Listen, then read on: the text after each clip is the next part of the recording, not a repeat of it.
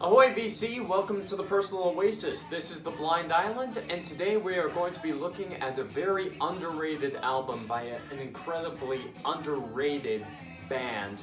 The Turtles presents The Battle of the Bands.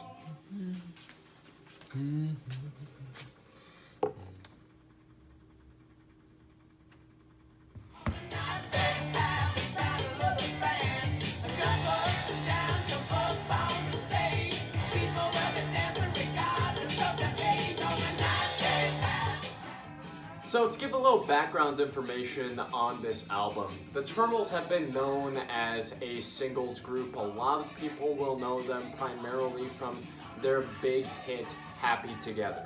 And that's an immortal pop sunshine rocker that has been featured in countless soundtracks, countless commercials, and is ingrained within the psyche of most Americans.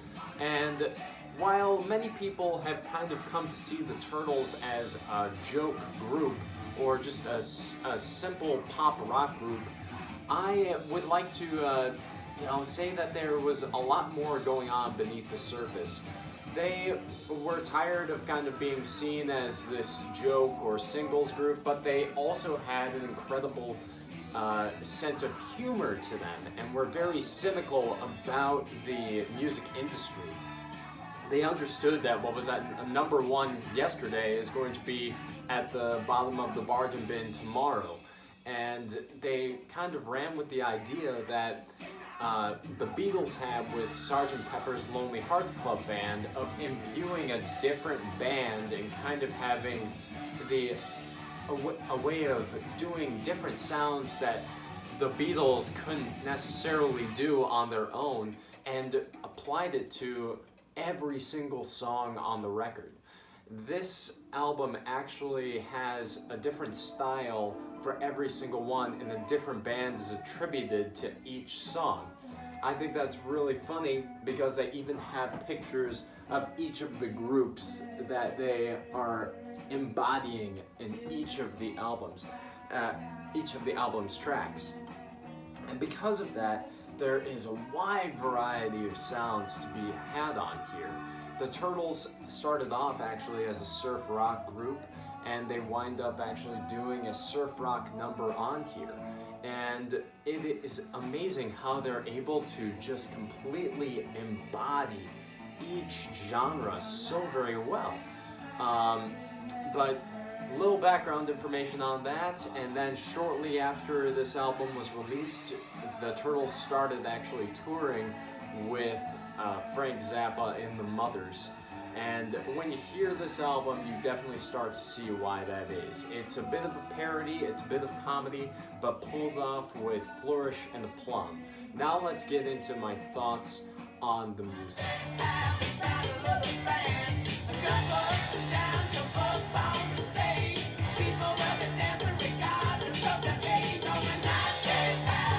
Now, like I said before, this album is just chock full of different styles. There is paisley, psychedelia, there's pop gems, there's country, there's surf, there's country rock, and then there's also Baroque pop.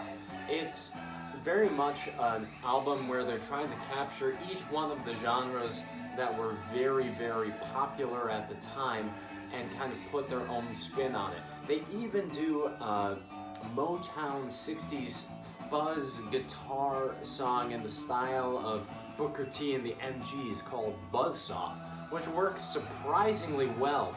It's because of this, though, some people may be a little taken aback by how it changes from genre to genre to genre, but that was the whole point and theme of the album.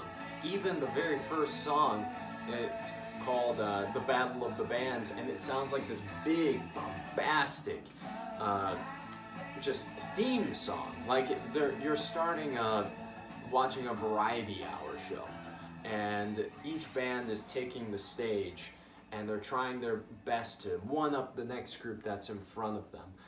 Very, very interesting concept.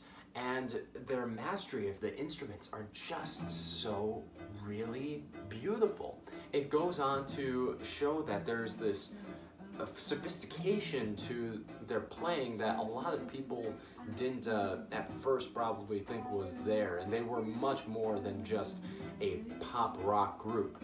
And I can definitely see though why this one did not sell very well.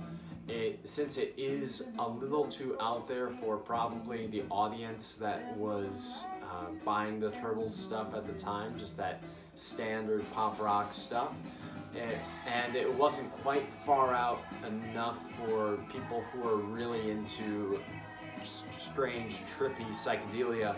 So it kind of alienated both audiences and never quite found one.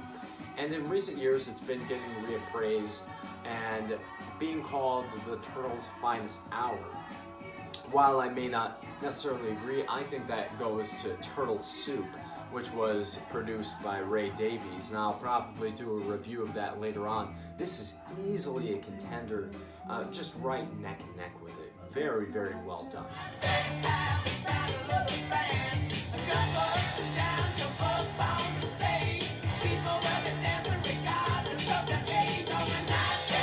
Now to go into my track recommendations. I think that, or the track highlights, I think that there are many strong songs on here. The ones that falter a little bit for me are the country songs, and it's not that I have anything against them, it's just they don't quite have the same pack or punch as the other tracks that are on here. But the first one that I want to talk about is The Last Thing I Remember. It definitely has that psychedelic Paisley sound to it, has a Beatles feel, and even I would say the Rolling Stones, their Satanic Majesties request. It has that very much teaspoons swimming through the rainbow on a thimble feel to it. It's a beautiful piece of pop psychedelia, and I do have a little needle drop there, as well as the picture of the band that was associated with it.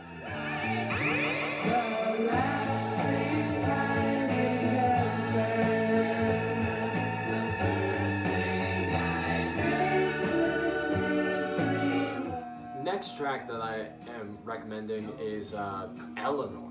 Wow, what an amazing pop song, incredible.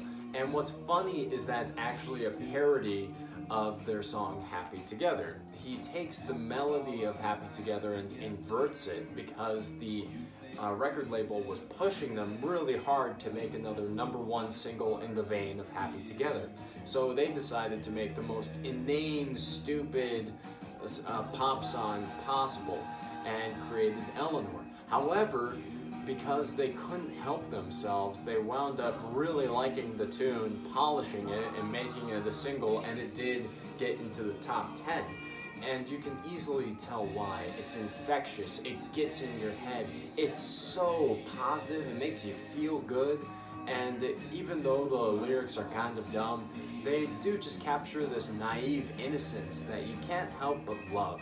And here's a little snippet of that, as well as the hilarious picture of the band that was associated with it.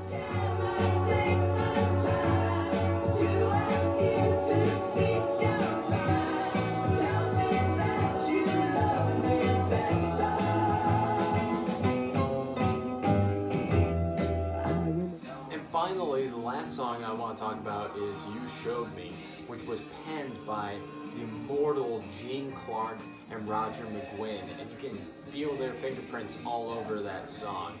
That is just pure country folk rock pop. Wonderful, gorgeous, glittering, confectionery production put on this.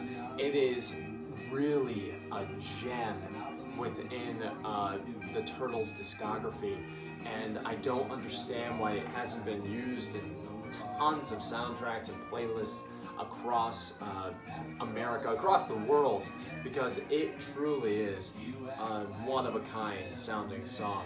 And I have a little bit of the needle drop on this. You taught it to me too.